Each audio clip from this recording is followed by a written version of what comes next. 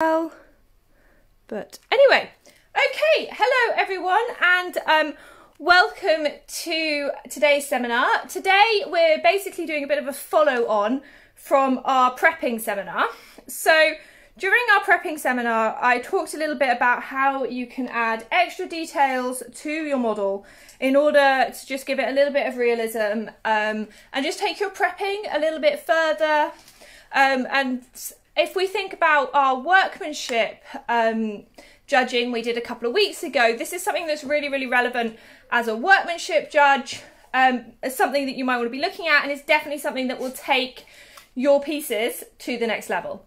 So what we're going to do today is we're going to look at two really basic things. We're going to look at carving hooves, so carving out these boys here. And we're also going to have a look at carving ears. So we're going to carve out the ears on this poor horse here. We're then going to look at what we can sculpt onto our models, do a little bit of sculpting and add a little bit more detail. So we're going to have a look at sculpting veins. So we're going to have a talk about where we want to put veins, how we could put them in, and how we could just add that little bit of extra detail. And then of course we are going to be looking at the private parts, and we're all going to be really, really mature about this. It's very easy to get very silly and very giggly about doing this, but it is really, really important in terms of realism as part of our sculpture. So this poor horse here is going to have both sculpted on her. I did hack her tail off, which is not very nice of me.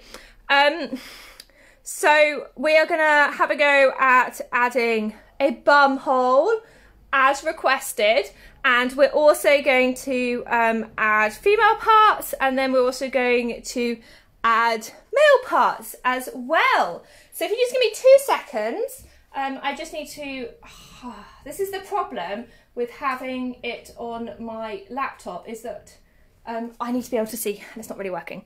Okay, so we're going to start off with carving our ears.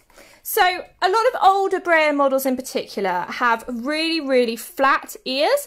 So if you look on this girl here, you can see that they are pretty much completely flat. And that's why we need to carve our ears out. And that will just add a little bit of extra detail for our model. So this girl is not massively old, but not massively recent, and so she really is lacking detail on this mold. So we're going to have a go at carving these ears and getting a little bit more detail on them. So what are we going to use? Well, I'm going to show you 2 different tools that you can use. The first tool we're going to use is a rotary tool, commonly called by the brand name, which is Dremel. This one isn't a Dremel. Just a pre-warning that mine is really, really unreliable. I do need a new one. So hopefully it's going to work. I have tested it, but it tends to cut off sometimes. So hopefully it will work. We're also going to have a go at using Carbide Scrapers. So for the purposes of this tutorial, I'm going to be using quite a wide Carbide Scraper for everything we do. So you can see there, it's quite a wide blade. I have the full set from Kelly's studio, just to give you a little insight as to what they look like. Here are my beautiful Carbide Scrapers. I keep them in a pencil wrap. And there are loads different sizes, so I highly recommend those. They are pricey, but they are 100% worth it. But you don't need to buy all of them if you're just beginning. So it's going to be a bit noisy when I use the Dremel, but hopefully you'll be able to see what I'm doing, and I'm going to talk you through it. So if you look carefully here, I've sort of drawn on pencil where I want to carve, and I think this is a really good idea prior to doing any form of Dremel work, any form of carving. Actually mark out what you want to remove, because sometimes once you start carving, it's quite easy to make a mistake and to not really know what you're doing. So we're basically going to take this chunk out here. So a horse's ear has a little fold here, and it's kind of like a little teardrop shape. It goes sort of round like that. I'm going to be using, to start off with, this little round head on my Dremel. I'm no good at knowing what the different names for the different heads are, but you can see it's like a little round head. And all I'm going to do, I'm going to use quite a low setting because my Dremel doesn't work at high settings. And we're just going to carve out where we want there to be a bit more of a dip in the ear. And hopefully you guys will be able to see. Okay, so if you look, we're just going to carve in. I'm just checking that you can see on the camera.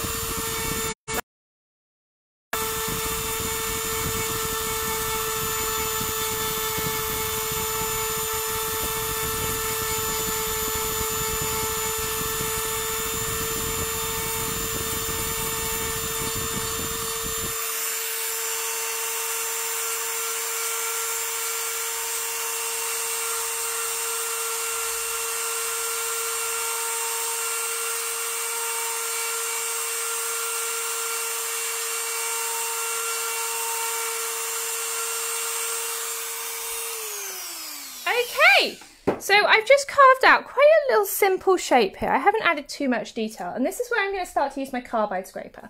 Now you can use carbide scrapers by themselves. There's absolutely no requirement for you to use a Dremel. You can get away with doing this just with a carbide scraper, and what I'm going to do is I'm just going to finesse it by gently using my scraper just to get a bit more detail. If you're working in really miniature scales, a scraper is a really, really good idea.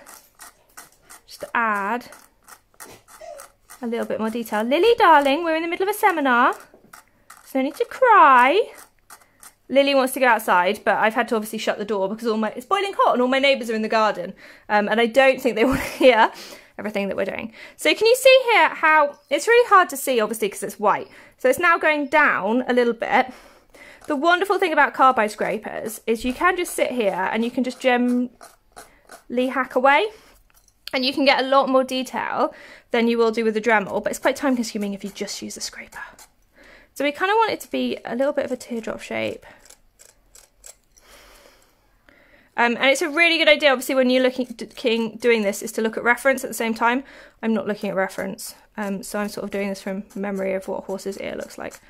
Okay, you can also give your ear a bit more shape. Actually, this ear is not too bad, but sometimes I like to just take a little bit off here because I don't feel like they've got quite enough point. Sometimes I use my Dremel for that, but this one isn't too bad, actually. I think it's quite a nice shape. So if they've got really poor moulding, so actually here, can you see how bumpy that is? You can also take that off and sort of work on your 3D shape. Once you're happy with it, and you've got a kind of shape you want, you can then work on just smoothing it out, and you can use like a really fine sandpaper just to gently go over and just sand it until you're happy with your shape. When you prime it, you'll be able to have a better idea of what that looks like in comparison to your other ear. So what I would do now is I'd cover this in grey primer, and then I would come back to it once that primer has set, because then I can actually see the shape and see whether I'm happy with the shape. I'd compare it to my reference. And once I was happy with ear number 1, I'd do ear number 2. I can never get a matching pair of ears. Actually, this one's quite nicely dented, the ear number 2. I'm really, really bad at getting a matching pair of ear, and I do feel like I probably scraped too much there. I think it needs to go a bit more like that. So sometimes I might then add epoxy putty on top because I'm not 100% happy with my shape. And it's just generally a case of fiddling around until you are happy with what you've created. But it's as simple as that to get started to carve your ears. Okay, so if nobody has any questions, if you do have any questions, obviously pop them in the chat and I will answer them. We're going to basically do a similar thing, but on the hooves of our horse. So here is one I did earlier. So this is the hoof that I was practicing with, checking my Dremel was working. I've got a little bit of epoxy there that I've had to fill with, but you can see as compared to this one, you can't see brilliantly. If you see my finger dents in there, it's got a much nicer shape to it. These hooves are a horrible shape. I don't know who did her farrier work, but they need to be sacked. So we're basically going to do farrier work on our horse and carve it out. So I've tried to pencil it in again here for you. So a horse's hoof obviously has a frog, which is this triangle bit here. And then it has the hoof wall that goes all the way around the outside. And then it has this bit here. Now, most of you probably are going to be more acquainted with what the underside of a horse's hoof looks like, particularly if you're working with horses, you've owned horses, you've done pony club, that kind of stuff. You've picked horses' hooves out a million times. So actually I find these easier than ears because I know what the inside of a horse's hoof looks like. I'm always picking them out. So what we're going to do is we're going to carve out with our Dremel this inside bit here, and then exactly the same thing. We're going to finesse it using our Carbide Scraper, and we're also going to finesse it using a little sanding tool. So I'm going to use this, and I'm going to use this around the outside of the hoof just to get a better shape. So the same as last time, I'm using that same round pointed tool. I'm going to check that you guys can sort of see what I'm doing.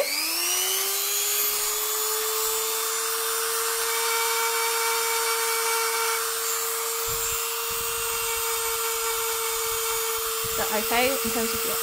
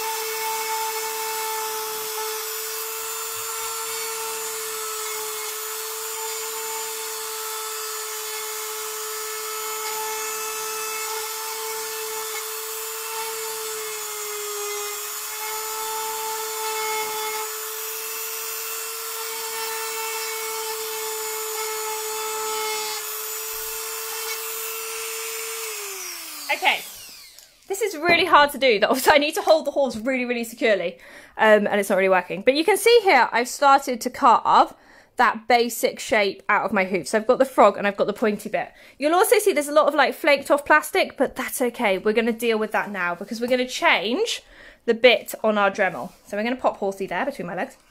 So I'm going to change my Dremel bit to this one. So this is a triangular sort of buffing, sanding type tool. I use this one a lot. This is my go-to bit for like removing seals off schleich and stuff like that. So this is like one of my most used bits. You can probably tell by the fact it's pretty manky. And we're going to use this to just finesse and take some extra bits off, but also add a bit more shape to the hoof. It's not working.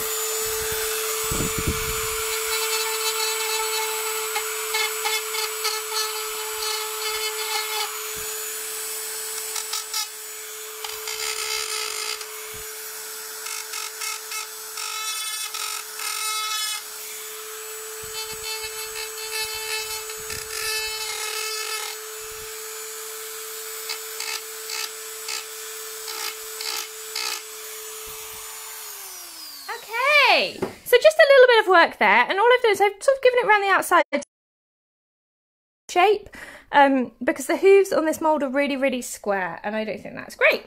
So now we're going to finish off with our Carbide Scraper, and we're going to get this all beautifully finished and detailed, and we're also going to add that detail to the frog. So exactly the same thing as last time. I'm using quite a wide bladed Carbide Scraper, and this is where I take what I've done and make it look pretty, basically. This is the bit where it goes from looking ugly, ugly to pretty, pretty.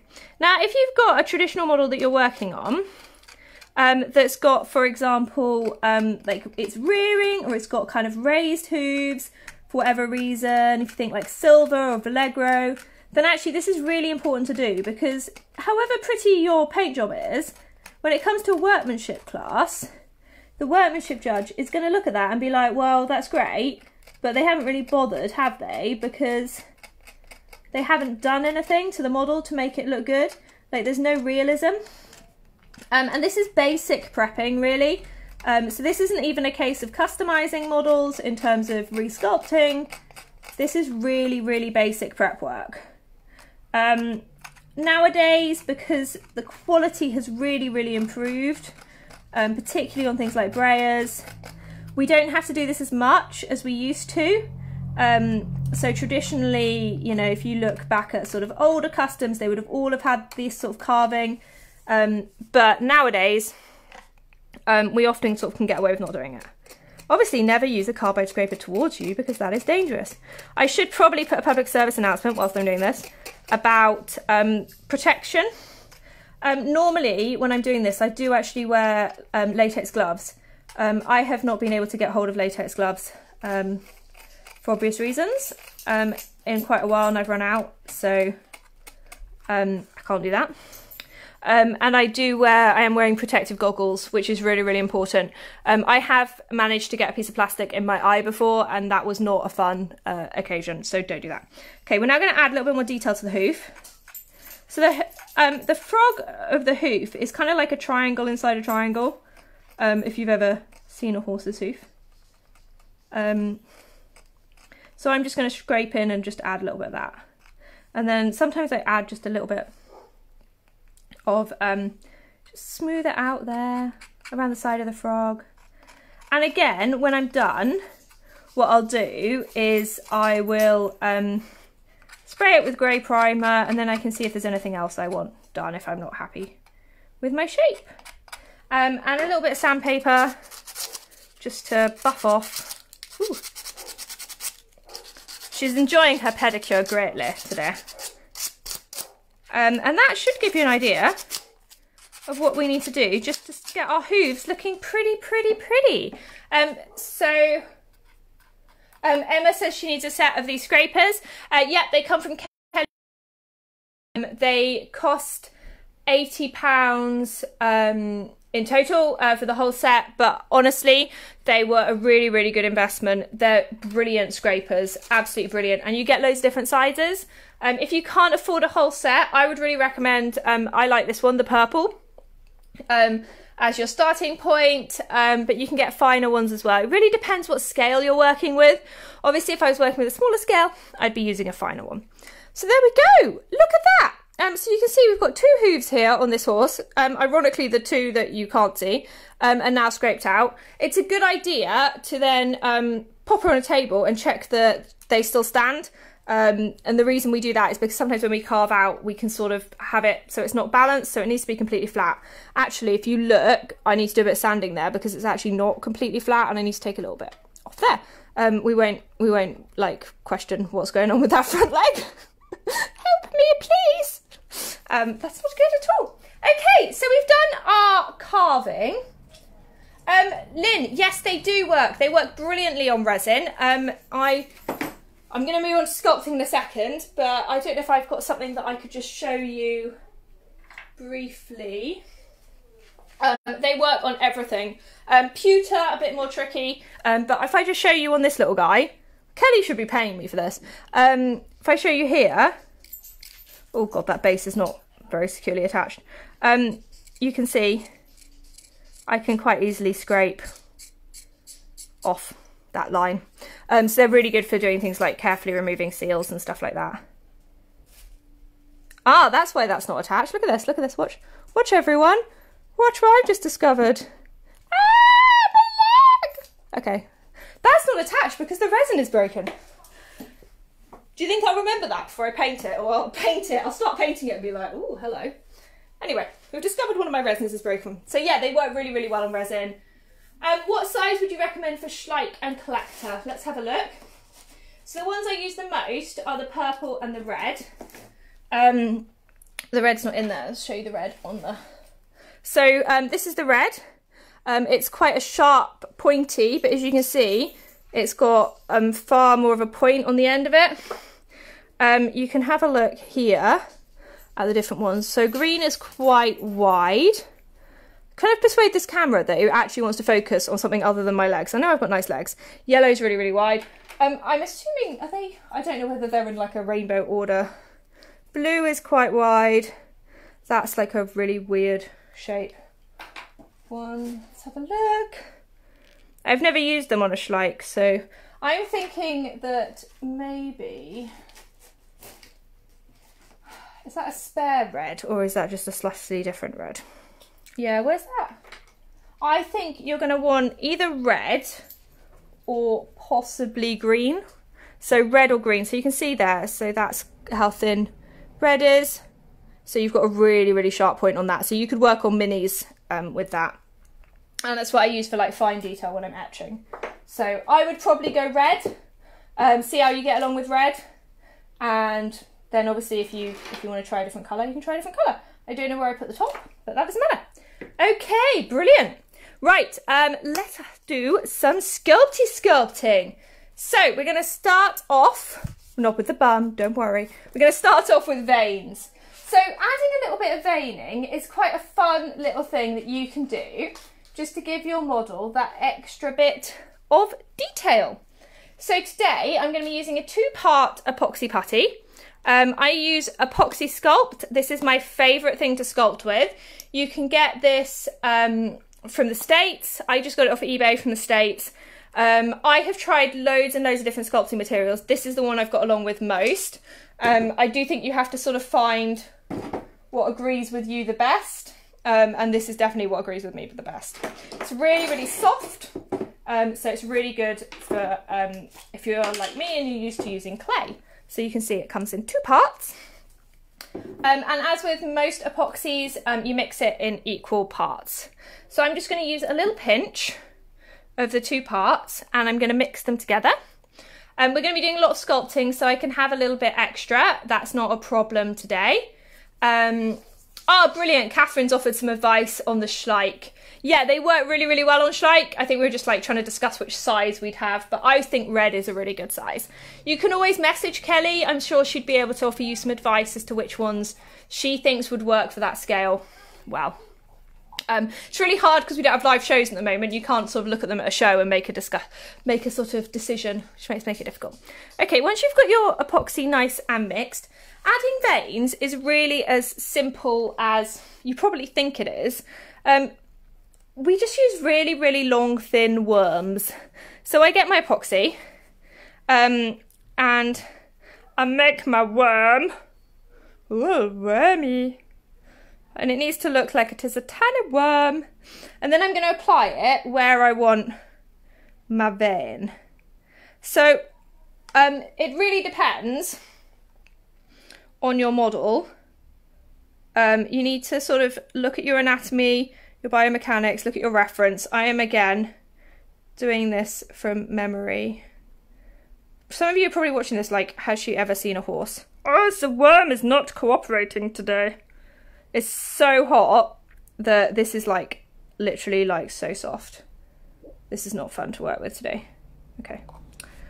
We just stick our worm on, she says confidently, having failed to stick her worm on and stick it on. I do not recommend sculpting when it is so warm. Okay, once you've got your vein in place, then you can just blend it into your model. Now I'm going to use a silicone tool for this because I prefer a silicone tool. And I normally squish it down because we don't want it too sticky out here. And, oh, it's not coming off, it's coming off. It's really, really warm and it's not sculpting well. I actually did like tests the other day, hence why this horse now is a unicorn horn. But it was, honestly, it's so warm today. So there, once we've stuck our veins on and we're vaguely happy, again, we can put primer on. These are probably sticking out a little bit too much. They're far too big. I normally, if I'm adding veins, where I add them is I add them on the face. So I add them along here like this. And then I add them like along down like this.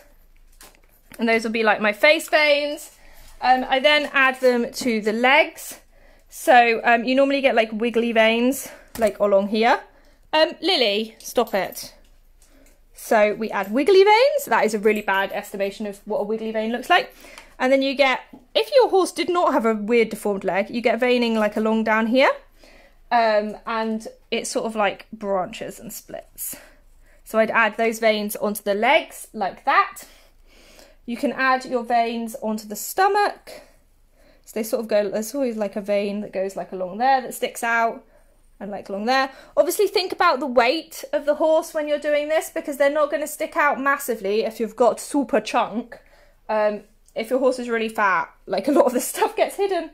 And you need to really reevaluate what you're doing with your life if your horse is fat. So I normally add the one at the back of the barrel, which sort of goes here, like this. Then I will add the back legs, and I'll also add, obviously this hasn't had its seal removed yet, but there's usually one that goes like down like this, underneath the legs, like that. That's quite a good one to add as well. So really, really simple veining on the face, around this bit of the barrel, and on each of the legs on the outside and the inside. You just need to make really, really long, thin sausages, and then you just sort of stick them on, and hopefully it's not like 30+ degrees in the place where you're sculpting, so stuff will stick to your plastic and not be dry the moment you use it, and not stick to your horrible sweaty hands. So that is my hope with your veining. So hopefully no one has any questions about that. This is clearly not going to go massively well today because this is not good fun to be sculpting in, but we will at least try. There are other things that you can do. You could build up around the nostrils if you felt your nostrils were not defined enough. You can sometimes give your horse like a little bit of a flare. So you can sometimes just like literally get like a little sausage and just like stick it on here. Stick it on. And you could sort of carefully build that up, and you can give your horse like a little bit of a nostril flare, which is quite a fun, another fun little detail to add that's quite simple to do. And just blend it in to your face. Obviously this is quite rough and ready, but particularly if you've got like an Arab or like a really snorty looking stallion or a mare or something, that's quite a like, it's just little details that just make it a little bit, look at that, he's all snotty, a little bit more fun. Okay, it's time for the fun stuff, guys. This is what you've all been waiting for. We're going to do bum holes. So I've obviously taken the tail off this model so that you can see what I'm doing. So as you can see, this is a pretty typical brayer model. It's completely flat behind and below. There's nothing going on, and this is a really good way of just adding a little bit extra detail and taking your model to the next step. Obviously, if you are doing an actual custom and you're actually doing proper resculpting on it, you need to be doing all these details anyway. But what we're really thinking about today is how you can do things for just what is going to be a simple repaint. Obviously, this needs a new tail. So we're going to start with a little bit of epoxy putty, and we're going to make a little ball, and then we're going to stick our little ball a little bit lower down that, just below where the dock of the tail is. Once we've stuck it on, we're going to start to blend it with the model. So we want it to be nice and smooth. So we're just going to blend the edges like this, because we don't want it sticking out, because it doesn't stick out. That would be weird. Give it a bit of a squish down. Blend it again. You can use your hands. There's no reason why you can't use your hands to blend. It's gone so hard, this putty, that you can see how hot it is. Okay, so you got your bum. You can always, if you've taken your tail off, add your tail in and say, oh, do you think that's the right place for my tail? Okay, now we're going to make like the detail, and to do that we're just going to put like a little star in the center. So we're just going to go down, across, across, and across. So we should have like a little star shape, and then you just squish it, and try not to squish it badly, like I just squished that quite badly. And as you squish it, it just sort of like makes it look a little bit less like it's sort of sticky outy. And there you go. That's not as good as the one I did the other day. The one I did the other day was much nicer than this one. We all have good days and bad days for sculpting. But that is basically it. You can obviously spend ages finessing and making it look beautiful. Emma, the reason these look like dentist tools is because they are dentist tools. I highly recommend for sculpting buying a set of dentist tools. They work really, really well. I'm glad that everyone's kids are laughing about bum holes. We should laugh, but also we need to learn about anatomy. It's really important.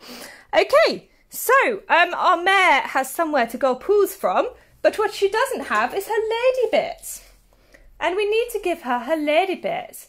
Okay, so I'm going to squish my putty again, which is so dry. Oh my God, it's so hot in here. Okay, I'm going to roll a little sausage, and I'm going to place my sausage down. Nothing is sticking. From her bum hole and down, like to about there. Look at reference would be my advice. I think the bum is actually a little bit too low. Feels like it's too low. It's quite hard to tell when the tail's not there. And this is why having reference is really good. Okay, so exactly the same. Squish it in and then blend. Gently blend. I'm thinking I might actually just get a little bit of white spirit and just wet this down a bit, because it's proving not very nice to sculpt with. Do 2 ticks. Drop your horse. So I'm just using white spirit, surgical spirit. This is what you use to smooth with, but because it's so hot, my epoxy is like really dry, and it's proving not very nice. It's not really blending very nicely, so I'm just going to add that on. Surgical spirit, white spirit, is really, really important if you're sculpting. That was the best piece of sculpting advice I've ever been given. You can see that's working a lot nicer now, is to use surgical spirit. So yeah, there we go. So you can see how much nicer that is now to work with. So once you've given her flaps, do we want to say the word flaps? Her vulva. We are going to add a little line down the centre, because, you know, she actually needs to pee. and a little blob there, and then we squish it down so it doesn't look as sort of sticky outy, and there you go. Look at that, our mare has mare bits. Obviously how like overt you want to make these is up to you. I do recommend looking at reference. You do have to be a bit careful when you're Googling reference for things like that. If you're lucky enough to have a mare, obviously you can look at your own. Don't go looking at photographing other people's without their permission. And if you do ask their permission, check it's someone you know, because that's really weird. And also, technically, to some extent, a criminal offence. So please don't do that. But there we go. We've done that bit. Look at that. Doesn't she look so much more realistic now? She looks beautiful. Again, we would spray with a grey primer, see if there's anything we need to alter. No Lynn, because she's a mare and they don't have them, but hilarious. There are some very good references on the Namo page. Emma's entirely right. Just be really, really careful that you don't get banned from Pinterest. And it's a pity that Laura Graham isn't here and we can't take the piss out of her for that. Okay, so the next thing we need to give our mare is her boobies. So rude. She needs udders. Now, how big you make these is obviously going to depend on whether she's ever had any babies. I don't think this mare has had babies before, so we're just going to do small ones. But if your mare has had babies, then obviously we would do bigger ones with full udders. So I'm just going to make, to do like standard mare ones, we're not doing a brood mare, we're not doing anyone who's had babies, tiny little pea drop, and then pop. Again, it's not sticking very well because my hands are more sticky than the horses. We pop it in. Pop, pop, pop. Like that. This is a really good example of why you shouldn't sculpt in the heat or with sweaty hands. That needs to be a bit more pointy. This is not working well today. I need to do weather checks on seminars in future. Lily, go away. Let's pop it in. Squish. Get off my sweaty hands. They're horrible sweaty hands. Okay, you really want it like pointy. Which is why normally you just pop it down and it just sticks to the model. But there we go. She's got one. It's not perfect in its position. It's not beautiful. But, you know, it's better than nothing. Bit of surgical spirit to help us. There we go. Look at that. It's so much nicer. There we go. It's got a little nip. Again, how big you make it really is up to you. I like to use a silicone tool just to smooth it down. If you were doing a full udder, what you'd do is you'd get a much bigger chunk. So I'm just going to get a bigger chunk of epoxy now. And you would just do, what I do is I do like a big blob and then I attach it and then I put like a tiny blob on top. And I find that works reasonably well. Obviously the udders are not round. We're not doing sort of silicone implant boobies. We're doing proper, well sculpted udders. So we sort of want more of a triangular shape to them than a round shape. So we're going to take that down a bit, like this. So she's like, oh, what you doing, you crazy lady? I've got one normal nipple and one crazy nipple. Okay, so we want it kind of like a bit like, it's kind of like a little volcano. You know, it goes up. So if they're filling with milk, obviously they'd be a bit more that, but then they'd be a bit more saggy if they're not filled with milk, but she's had babies in the past. You can then get your little blob. So I'm just going to steal this blob and then you can pop it on top to give you a little nip on. That is like the worst boobie I've ever sculpted, but it'll do for now to give you a general idea of where we're coming from for sculpting our boobies. Okay, so that would be our complete mare. The next thing I'm going to show you is what we would do if we were doing a boy horse. Obviously what we do on a boy horse depends whether we want it to be an intact boy horse or a non-intact boy horse. That is going to have a huge impact on what we do. The biggest thing I would say is that they are not round, they are plum shaped. They are also never even. If you've ever worked with stallions, they're never even. So get yourself your epoxy putty. Again, mix 2 parts, 2 equal parts. Take half of it and start by rolling into like a blob and then sort of squish it. So you've got more of like a plum shape, so sort of more of like a rounded circle like that. They go in between the back legs, quite far back. Basically just plop your first one in. He's going to have very wonky ones because I didn't do these very evenly. Pop your second one in. Once you've plopped them in, it's then time to actually refine them. So you get them plopped first and then I'll refine. So I'm going to just add some surgical spirit again. Normally I wouldn't need to do that, but it is just the heat today. So we need to attach them to our horse, first of all. And we just blend like this. You can see how horrible this is to sculpt with in heat. Just a bit of blending like this.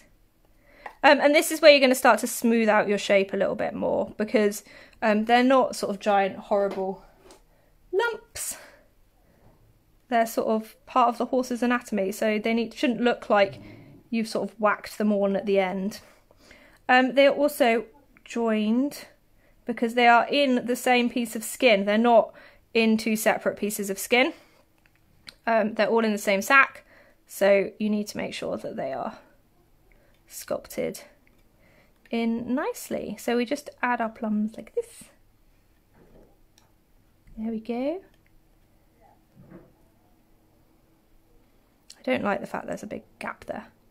Okay, so once we're done, we'd now smooth this out a bit because it is horribly unsmooth.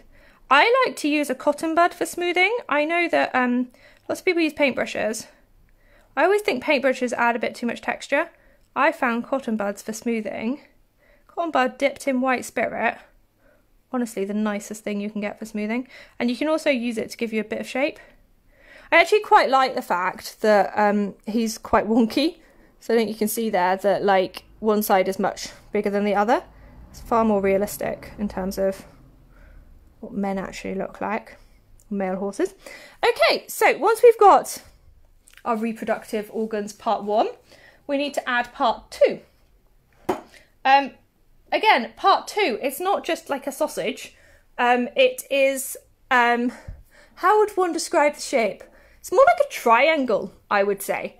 So we're gonna sculpt the sheath. And then for this guy, I'm not gonna go anything stupid. I'm gonna have anything hanging out. But you can obviously add that in if you want. So what I do is we make a little sausage and squish, squish, squish. And we kind of want it to be a little bit flat. And we want it to be wider at one end than the other. So you're basically giving it, instead of it being a sausage, kind of like almost like a straight line. Almost like a sort of like, I don't know, I was gonna say a sunfish. Kind of is like a sort of coelacanth, isn't it? Start our blending at the back. Needs to blend nicely in here. And dip this down a bit because this is far too sticky outy-ish. It needs to blend neatly into the back here. And then we're just going to start making sure it's attached. Start off by making sure it's attached to your model because then you can work on it. Flatten up the front. I think I probably should have used a little bit more epoxy putty. It's quite small, but you know, it's not huge.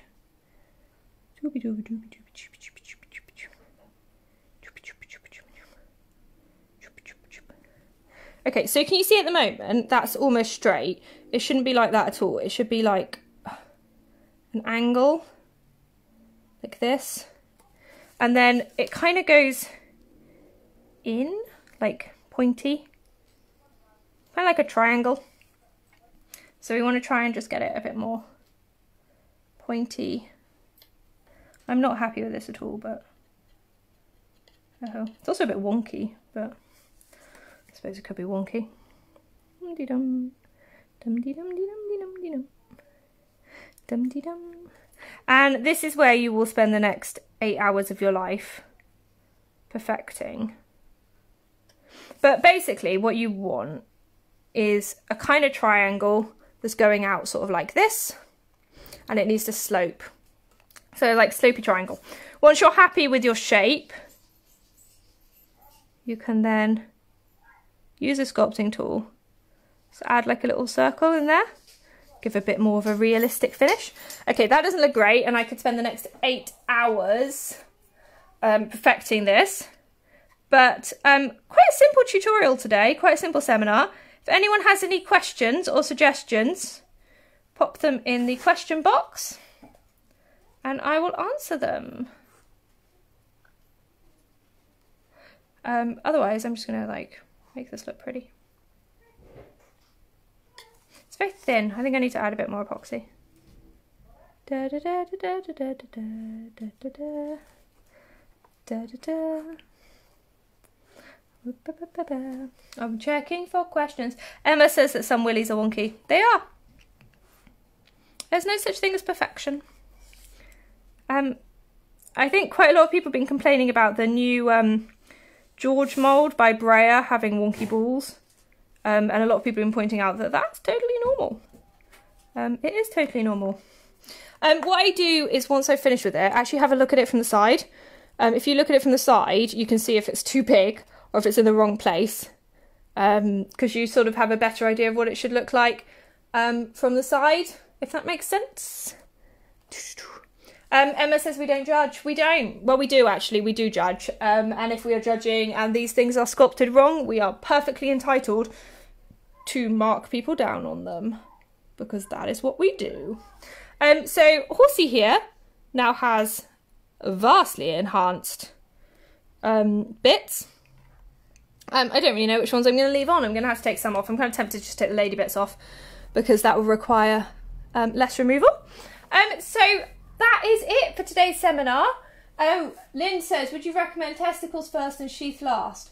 I always do testicles first, sheath last, but I suppose it doesn't really matter. I think it's what you feel happy with sculpting. If you do the sheath first and then put the testicles on top, that would work. You could sculpt them all at the same time as like one unit. I suppose really the testicles sit on top of the sheath, don't they? If you think about it, they do sit more on top. So maybe you might want to do sheath first. This is just the way round I do it. So I think with all things, particularly with sculpting, you need to find what works for you. What works for me is not necessarily going to work for you. Lily! No, darling. Find what works for you and sort of find your own style, really. Could we see a head and neck reposition, Karen? No, we can't, because I can't do that very well. You can put any seminar suggestions in on the website, in the seminar suggestion box, but if I can't do something reasonably well, I'm not going to do it. I can do horns. I can do unicorn horns, although it's got a bit of a sag on it. Look at this, it's got a little saggy one. And I'm getting better at manes and tails. This is what I did the other day, having practiced. I gave it a little mane and tail. So we can do like, maybe we could do sort of, what can we do? We could do like a fantasy one or something like that. But I can't do head and neck repositioning very well. So we're not going to do that. Sorry. Yeah, I know, I'm a spoil sport. But there's no point in me doing a seminar and doing something really, really badly, because that's not actually helpful at all. So a reminder to vote for our next seminar by heading along to our website. You can put in suggestions if there's something you'd really like to see. Maybe you want to see some more sculpting. Maybe you want to see like particular custom. We could do like how to paint a bay or something like that. Next week is going to be our final Friday seminar, and we are doing another judge along, which is really exciting. we are doing an original finish judge along, so we're going to be looking at different original finish. If there is a particular breed or something you'd like to see, obviously let me know. Karen wants to do adding a tail. Okay, we probably could do that. I'm not massively good at doing tails, but I can show you, we could definitely do it in a smaller scale. I do it in mini scale. I can show you my little tail I did. Look at that. Isn't he cute? She. Whoops. Yeah, we could definitely do like adding tail, changing manes and tails and stuff. More than happy to do that. So if you pop that in the suggestion box, Karen, we can definitely do that. Hopefully this poor horse will... Well, I mean, the horse does need a tail, so I might just glue this back on. There you go. Oh, that's not going to work. There we go. I've added a tail. It doesn't even match up anymore. I don't know what I did. I hacked it off and then snapped it, to be fair. Poor horse. She looks like she needs a toilet. No, well. Okay, brilliant. I hope you've all enjoyed today's seminar. A reminder that you can view all our previous seminars on our YouTube channel. This one will be up tomorrow. And in an hour's time, we're going to be starting our pub quiz. So if you haven't already signed up for our pub quiz, drop me a message. I'll get you the Zoom details. I'm going to go bring my laptop down in a second. I look forward to seeing all of you in an hour. Bye-bye.